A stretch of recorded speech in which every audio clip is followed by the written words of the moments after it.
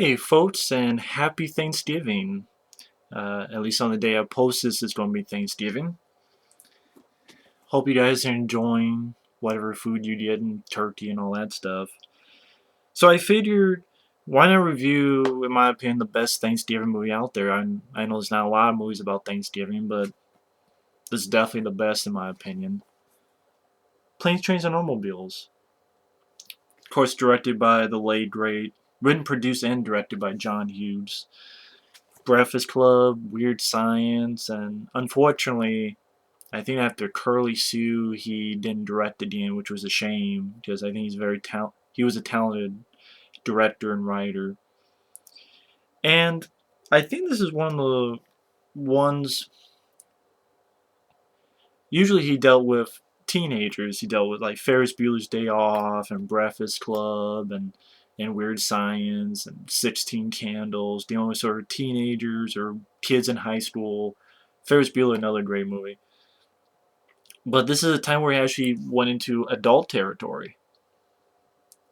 And the story's fairly simple. It's Steve Martin, he's a guy who works in marketing, and he wants to get home to Chicago to see his family for Thanksgiving. And things just happen one after the other. He tries to make a cab and actually gets in a race with Kevin Bacon, which is weird seeing Kevin Bacon in a role that he doesn't talk, doesn't have any lines, and it's very brief. But it's weird, but it's cool. And his cab gets taken unwittingly by Dale Griffith, played by John Candy, who doesn't know what's going on.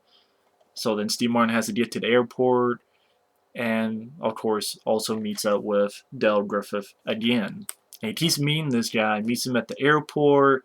Uh, he has a first class ticket, but now he has to fly in coach, and he has to sit right next to John Candy's character. Uh, their flight gets delayed. They gotta be in like Wichita, Kansas. Then the flight's canceled, and John Candy is able to get him a room, and just one after the other. I mean, I can definitely say this film inspired a lot of flicks like Tommy Boy. I mean, you have a scene where their car is burned up, and they're driving down the road with the roof and a lot of the car gone, because it was on fire, and then they're singing. That's gotta be Tommy Boy must have referenced this movie when they did that in their movie. Also, Due Date, and I enjoyed Tommy Boy and Due Date, but of course, in my opinion, this is the best. Um, I think what really works about this film is these two guys, Steve Martin and John Candy, the fact they're in the same movie together, and sometimes when you get two big comedians in a movie, a lot of times it doesn't work. Like, I'm not a big fan of Harlem Nights, which had Eddie Murphy and Richard Pryor. I like Father's Day with Billy Crystal and Robert Williams, but I wouldn't say it's the funniest movie of all time. But I don't think it's that bad. I actually like the movie, but it's definitely no this movie. I don't know why. Sometimes it just doesn't work. But it worked well, I think, because you had John Hughes writing and directing. And a lot of memorable moments. I mean, you have the good dramatic moments, like when Steve Barnes had enough of John Candy and just tells him off. And like, I could listen for days, and I've been with Dale Griffith. I can survive anything. And like one of those chatty Cathy dolls. It's like you guys string going, nah, nah, nah. And then John Candy gives that really good speech about, you want to hurt me? That's fine. You have to be a cynic like you. My wife likes me. My customers like me. Because I'm the real article. What you see is what you get. John Candy really delivers well, and I miss John Candy so much. He has such a great heart to him. He has such a great. You could tell he was a good guy. And Steve Martin, they play off each other so well. I think both of these guys. It's definitely my favorite film of both of these guys, Steve Martin or John Candy. And then of course they sleep overnight, and Steve Martin's like, "Why did you kiss my ear? Why are you holding my hand? Where's your other hand? Between two pillows. Those aren't pillows." It just a lot of hilarious moments, and like Steve Martin get in the bathroom and there's like socks in the uh, sink, and he's wiping his face and he realizes his underwear. And just, things just keep going and going. They find out money is stolen, and Johnny's like, we've been robbed, and Steve Martin's like, do you think so? And no matter what they do, like they get on a train, that doesn't work. They take a bus, that doesn't work. They have a lot of good moments between each other, a lot of funny moments. You have, in my opinion, the best scene in the movie, my favorite scene in the movie. Really the only scene why this is rated R. This is a rated R film, and it's only for one scene, because the rest of the movie, there's no nudity, there's no violence, there's really no cussing in the rest of the movie. It's one scene, and that's kind of ballsy. I don't know, you would not see a studio do that today, where a movie got an R rating for one scene. They would tell them to cut that out or save it for a DVD release. The unrated version. It's like, because, they want PG-13 first and foremost. But this scene, it was just my favorite scene in the movie, where Steve Martin's trying to rent a car, and the car's not there. He gets pissed and walks all the way back and tosses his girl, which I know she was also in Ferris Bueller's Day Off. And Ferris Bueller's dad, the guy who played him, was at the beginning of the film. So you see some guys that John Hughes has used before. And John Candy's used in a few films as well. Even Home Alone, which he helped write and stuff. And she's like, how may I help you? You start by wiping that fucking smile off your rosy fucking cheeks. And then, I want a fucking car. A fucking Mazda, a fucking Toyota, 4 fucking wheels in the seat. I don't really care for the way you're talking to me. And I don't really care for the way your company left me in the middle of fucking nowhere with fucking keys to a fucking car that isn't fucking there. I didn't care to walk across a fucking highway and down a fucking runway to come here and smile in my fucking face. I want a fucking car right fucking now. He does a lot better, and I know I missed one or a few of the words, but he does so much better. And she's like, oh no, what? You're fucked. It is hilarious, and that one scene got the R rating. You don't see that nowadays. I don't know if that would happen today, if one scene. But it's funny because it's so out of blue, because the rest of the movie is very safe and it's PG-13, and this one scene just sits there, and you understand because, how frustrated Steve Martin's character is. And like, you have this guy who grabs him by the balls after punching him in the face, and John Candy stops him. And next time you see him, like, Steve Martin's talking really high-pitched. And they go across, and then you have that other great scene where they're driving, one thing leads to another, a couple things happen, and John Candy is driving the wrong way, and yet they drive right between the two semis, from both sides of their car. And you got this quick image where, like, you see for a glimpse they're both turned to skeletons, and then Steve Martin sort of visualizes John Candy as like the devil, and they get out of it.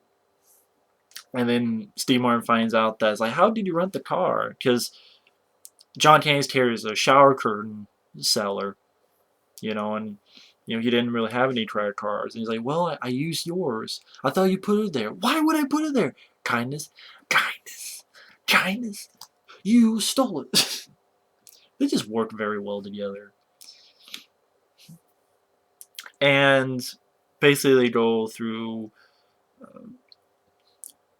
like I said, that scene that I swear Tommy Boy took from this movie, or reference from this movie, when they're driving, they're singing the song, and the car's been burned up, and they get stopped, so the car gets taken away, and they have to figure out again how to get home. Well, before all that, you have a nice scene where they stay at a motel, and like Steve Martin like gives him this watch. He's like, "Have mercy, I've been wearing the same underwear since Tuesday." I mean, Steve Martin and John Candy are just at their best. It's a well-written script, very funny, and they both, you buy that these guys actually grow to like each other, or at least Steve Martin grows to like John Candy, and John Candy's character just seems such a lovable guy, even though he has his faults and makes mistakes. Even Steve Martin near the end says, I've become a little wiser, which might sound cheesy or corny, but I think it worked very well in this flick.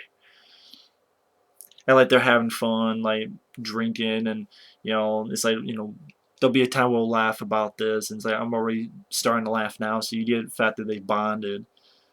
One thing they know, John Candy finally gets Steve Martin back home to Chicago, and Steve Martin leaves on the train. And then he starts thinking about his family and what Thanksgiving's going to be like, and then he starts thinking about his experience, and then certain things that John Candy's character said, like the fact he hasn't been home in years and stuff. And he's like, "What's the deal with this?" And he goes back, and you have a really sweet, I don't know if sweet's the right word, very emotional scene that's not overbearing, that's not pushy.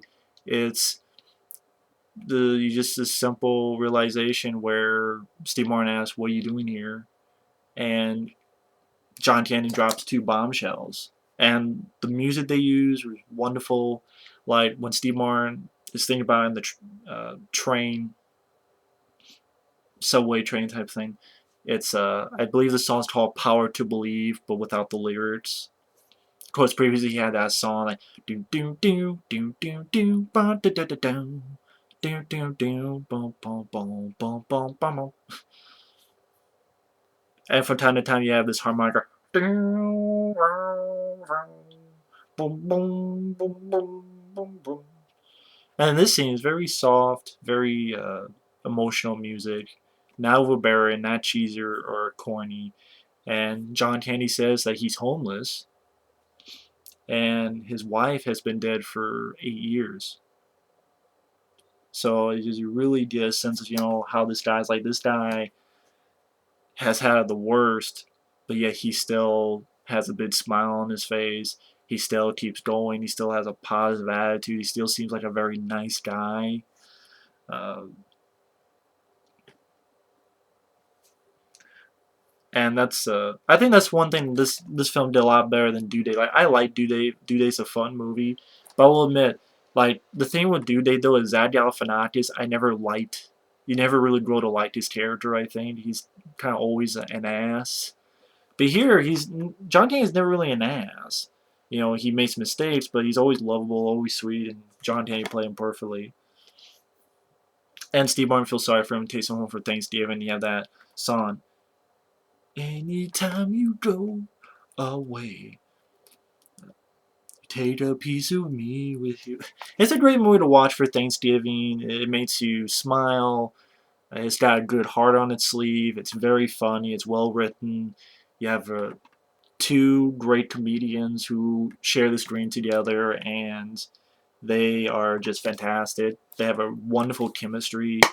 Um, I almost wish there was a sequel to this somehow, some way. If there could have been, like another road trip they took, or something like that. Like this time, instead of the winter, it's the summer. They gotta go to California or something. I know this sounds stupid, but I just really enjoy this film, and it would definitely be at least in my top 10 favorite comedies. It always puts a smile on my face.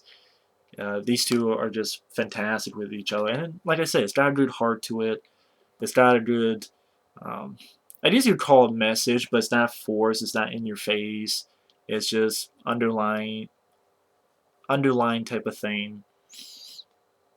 And I know this is the bare bones DVD. It's widescreen, but there is a special edition DVD. But to be honest, from what I heard, there's really not much to it. I mean, it's kind of lackluster special features, which is a shame.